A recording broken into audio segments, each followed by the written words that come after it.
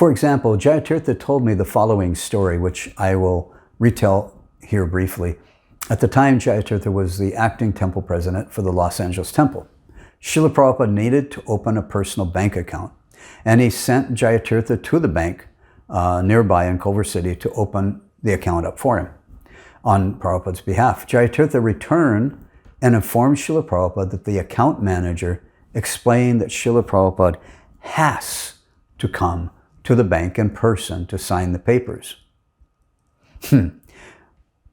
Because Jayatirtha used that word, has to come, Srila Prabhupada sternly informed Jayatirtha, no, I do not have to come in person.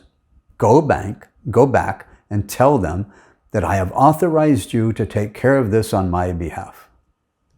Jayatirtha told me that he actually told Srila Prabhupada to his face, Srila Prabhupada, you don't understand.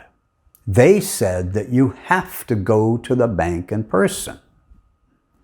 Srila Prabhupada quickly became upset and shouted at Jayatirtha, I do not have to do anything. Now go back to the bank and tell them I will not come there in person and that I have appointed you to take care of this matter on my behalf. The more Jayatirtha tried to tell Srila Prabhupada, he just didn't understand.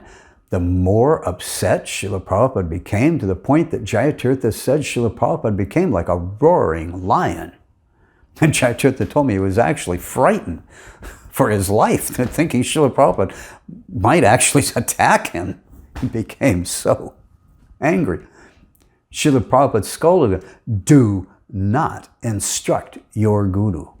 Do not think you know more than your guru. Now go back to the bank and tell them, I am not coming in. You must take care of this. I have authorized you. Jayatirtha said he broke down crying, but he finally reluctantly told Srila Prabhupada he would go. On his way to the bank, Jayatirtha was saying that he thought it was totally pointless. The account manager will only tell him the same thing that he had just told him. So he was wondering why Srila Prabhupada was behaving like this. What was the point of even speaking with the account manager again? And then he was scared that if the account manager told him the same thing, he didn't even want to go back and tell Srila Prabhupada. He was afraid how angry Prabhupada would become. But when he went and told the account manager, Srila Prabhupada had appointed him to do this on his behalf. The account manager brought over the bank manager, and they agreed. Yes, they have made exceptions from famous movie stars who didn't want to come in person,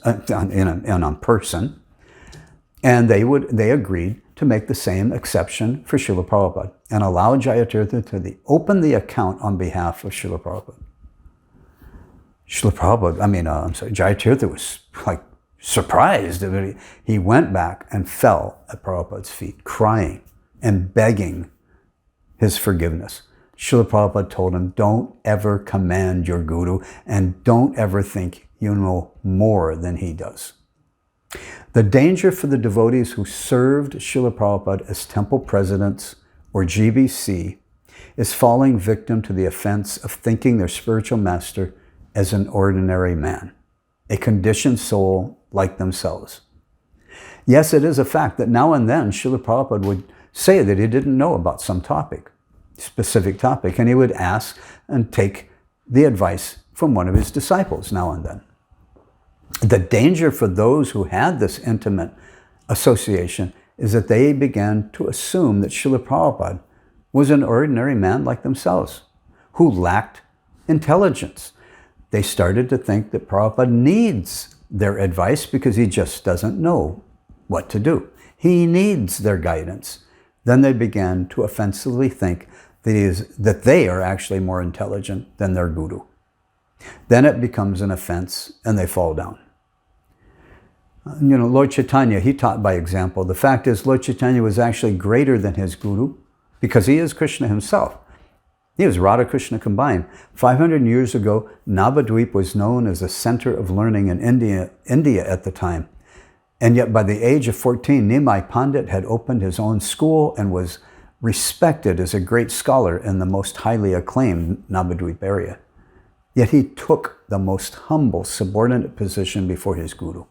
And he considered himself to be a fool who knows nothing, who must learn everything from his learn everything of spiritual and material life from his guru. That is how a disciple must always present himself or herself before his or her guru.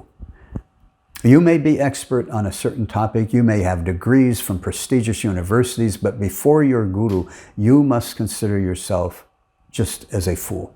You must never take the position of chastising, commanding, or trying to instruct your guru, or oppose and try to sabotage his request.